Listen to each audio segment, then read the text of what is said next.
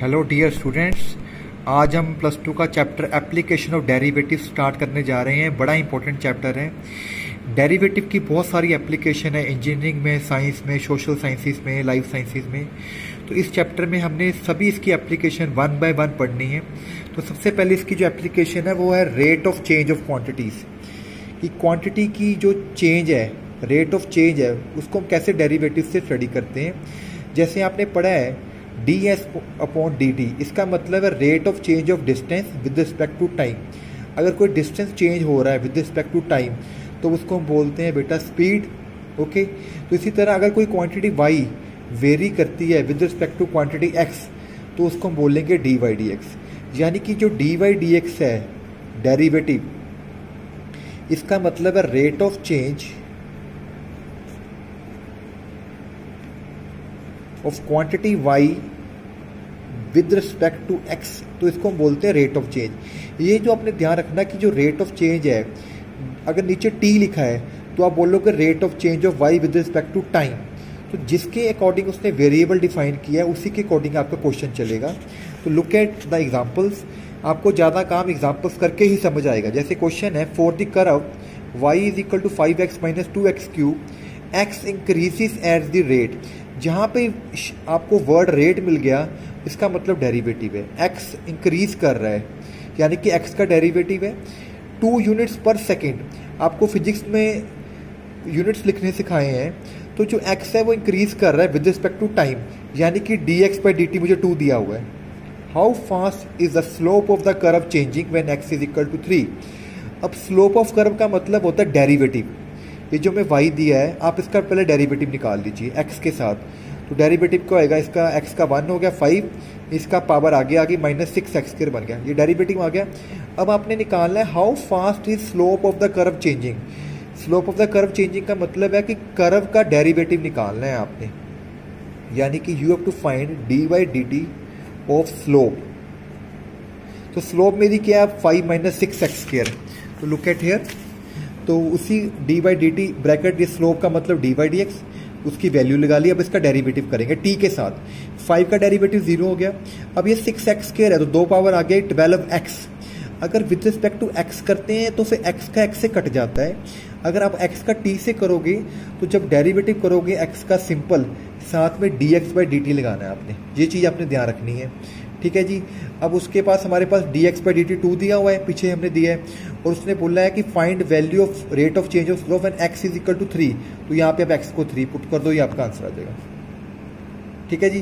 क्योंकि ये जो स्लोप निकली है यूनिट्स पर सेकेंड डिवाइड बाई टाइम है ना, तो पीछे आपने इसका यूनिट जरूर लिख के आना है। किसी भी जो dx बाई dt होएगा उसका जो यूनिट होएगा यूनिट्स पर सेकेंड होएगा, मीटर पर सेकेंड, सेंटीमीटर पर सेकेंड। ओके जी, अगला क्वेश्चन देखिए, find the rate of change of area of circle with respect to radius R. अब यहाँ पे जो बोला कि चेंज करना है एरिया को विद रिस्पेक्ट टू आर, इसका मतलब आपने एरिया का डेरिवेटिव करना है विद रिस्पेक्ट टू आर, ठीक है जी। हमें पता है एरिया ऑफ सर्कल क्या होता है पाई आर स्क्वायर। तो rate of change of area with respect to R का मतलब इसका डेरिवेटिव आर से करना है। जब 2 पावर आगे आगे 2 पाई आर। देखो जहाँ पे डेरिवेटिव करना है हमने, और अगर वही वेरिएबल है फिर साथ में चीज़ नहीं आती। जैसे कि अगर लिखना हो तो D R by D R आएगा, तो उसका लिखने का मतलब ही नहीं, वो कट के 1 नहीं बनेगा। तो अगर इसी का टी से करते सपोज करो तो आना था 2 पाई आर, साथ में आना था D R upon D T, ठीक है जी। इतना आपने ध्यान रखना है। अब ये 2 पाई आर हो गया। अब वो कहता है जब आर 3 सेंटीमीटर है तो बताओ कितना आंसर है। यहाँ पे आर को 3 पुट कर दो 6 पाई।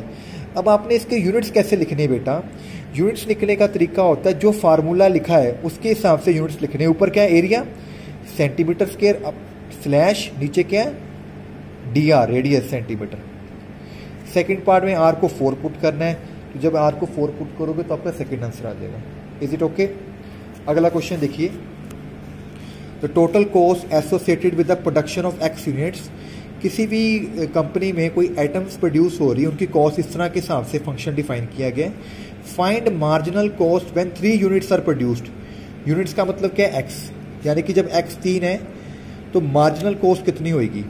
मार्जिनल कॉस्ट का मतलब होता है derivative of cost with respect to X. तो आप इसका डेरिवेटिव करना जानते हो, पावर आगे आएगी 3x², ये 15 बन जाएगा पॉइंट्स में, ये 4 बन जाएगा, ये 30 आ जाएगा।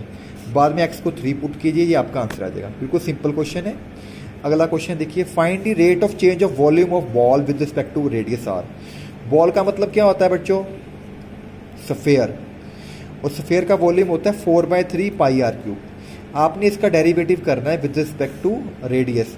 जब रेडियस से डेरिवेटिव करते हैं तो सिंपल ही होगा, 3 पावर आपकी आगे आ जाएगी, वो हो जाएगा 3 पाई r स्क्वायर, साथ में लगेगा dr/dt।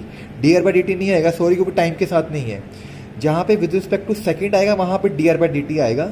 अगर सिंपल रेडियस से करना है या सिंपल x से करना है फिर सिंपल डेरिवेटिव होता है। ठीक है जी, तो ये 3r स्क्वायर हो गया, 3 से 3 कट गया, 4 पाई r स्क्वायर आ गया। उसने पूछा है कि वॉल्यूम कितना चेंज करेगा जब रेडियस 12 है, तो यहाँ पे रेडियस को 12 पुट कर दो, लास्ट में 2 पुट कर दो, तो आपका आंसर आ गया। अब यूनिट्स कैसे लिखने हैं? ऊपर क्या है? वॉल्यूम। वॉल्यूम यूनिट्स क्या होते हैं? Metre cube upon radius. तो रेडियस किस में है? मीटर में। अगर यही क्वेश्चन सेंटीमीटर में हो तो सेंटीमीटर क्यूब अपॉन सेंटीमीटर आ जाएगा, depending upon the units used in the question. अगला क्वेश्चन है, edge of the variable cube is increasing at rate 3 centimetre पर सेकेंड। अभी देखो यहाँ पे पर सेकेंड आ गया, कहता है क्यूब की जो साइड है वो इंक्रीज कर रही है रेट से 3 सेकेंड। तो इसका मतलब अगर x उसकी साइड है तो dx/dt हमें दिया है उसने 3 सेंटीमीटर पर सेकेंड।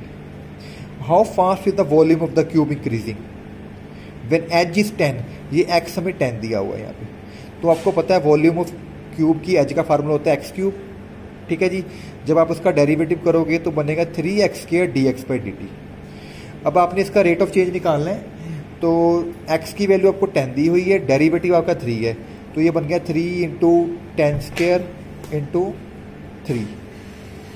तो इसका जो यूनिट्स होंगे, वॉल्यूम के यूनिट्स क्या होते हैं? सेंटीमीटर क्यूब, तो क्वेश्चन में सेंटीमीटर दिया है, अपॉन t है तो अपॉन सेकेंड आ जाएगा। ठीक है जी, जो रेट ऑफ चेंज है विद रिस्पेक्ट टू सेकेंड उसको dx/dt बोलना है आपने। एज को आप x लिख सकते हो, कुछ और भी लिख सकते हो, आपकी मर्जी है। ठीक है जी, नेक्स्ट क्वेश्चन पे चलते हैं जी। अगला क्वेश्चन है, the surface area of the spherical bubble is increasing eight the rate. देखो यूनिट से आपको आइडिया होएगा, सेंटीमीटर स्क्वायर है, इसका मतलब area dA/ upon time dt। तो हमें ये चीज उसने गिवन दी हुई है। ठीक है, find the rate which the volume in bubble is increasing. Radius is 6 centimetre, radius 6 लेनी है। अब हमने वॉल्यूम निकालना है, तो पहले हमें सरफेस एरिया दिया है, तो पहले सरफेस एरिया का काम करेंगे। हमें पता है सरफेस एरिया क्या होता है बबल का। Bubble is a ball, 4 pi r square. इसका derivative with respect to t करेंगे क्योंकि क्वेश्चन में सेकंड आ रहा है। तो ds/dt टाइम 2 पावर आगे आई 8 पाई r, साथ में लगेगा आपका dr/dt। ठीक है जी, इजिकल टू 2 उसने दिया हुआ है, तो इसका जब डेरिवेटिव क्या हो गया 8 पाई r dr/dt इजिकल टू में 2 दिया है। r मेरा 6 है। ठीक है, बेशक r की वैल्यू पुट करनी है भी ना पुट करो, तो यहाँ से रीशफल करके आप dr/dt निकाल दो। ठीक है जी, जब dr/dt निकल गया तो आपका वॉल्यूम निकल जाएगा। वॉल्यूम निकालने का क्या फार्मूला है? Volume of spherical bubble 4/3 pi r cube. तो ये वॉल्यूम का फार्मूला है बबल का। तो इसका जब फार्मूला लगाओगे तो आपने इसका डेरिवेटिव करना है आप with respect to time t। ठीक है जी, तो वॉल्यूम हमें दिया 4/3 पाई r क्यूब, तो 3 पावर आगे आएगी इसकी, ये बन जाएगा आपका अपॉन 3। तो इस तरह आपका ये जब इसका करोगे आप 12 r स्क्वायर बन जाएगा, तो ये dr/dt, मतलब कि यहाँ पर डेरिवेटिव करना है। 3 पावर आगे आई 3r स्क्वायर, साथ में dr/dt। dr/dt की वैल्यू आपके पास ये पड़ी हुई है। ठीक है जी, इसको ये जो कटता है काट दो, r रह गया, तो उसने हमें r6 दिया, तो यहाँ पे 6 पुट करके आपका आंसर आ जाएगा। ओके, तो ये बड़े इंपॉर्टेंट क्वेश्चन होते हैं बबल्स वाले, स्फेरिकल बॉल्स वाले, फार्मूला लगा के आपने काम करना है। एक क्वेश्चन और देखिए, length x of a rectangle is decreasing eight the rate 2 centimetre. जब डिक्रीजिंग दिया हो तो आपने माइनस लिखना है, x डिक्रीज कर रही है dx/dt। With y is increasing dy/dt, उसको आपने 2 सेंटीमीटर पर सेकेंड ले लेना है। ठीक है जी, अब आपने ये हमें गिवन है x 12 है, y 15, 5। Find rate of change of parameter. तो पेरीमीटर का जो फार्मूला होता है वो क्या होता है 2 times x + y, length plus breadth.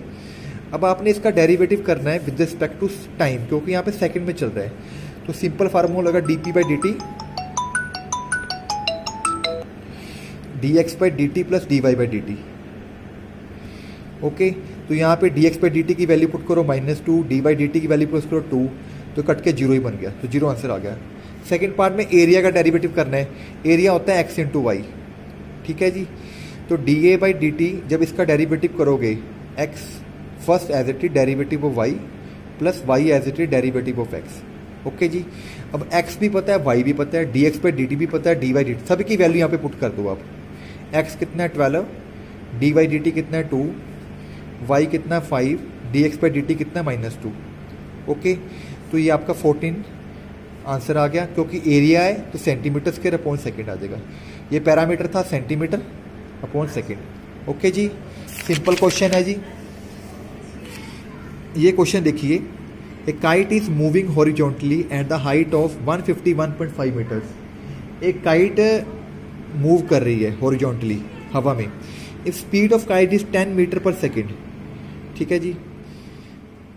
When the kite is 250 metre away from the boy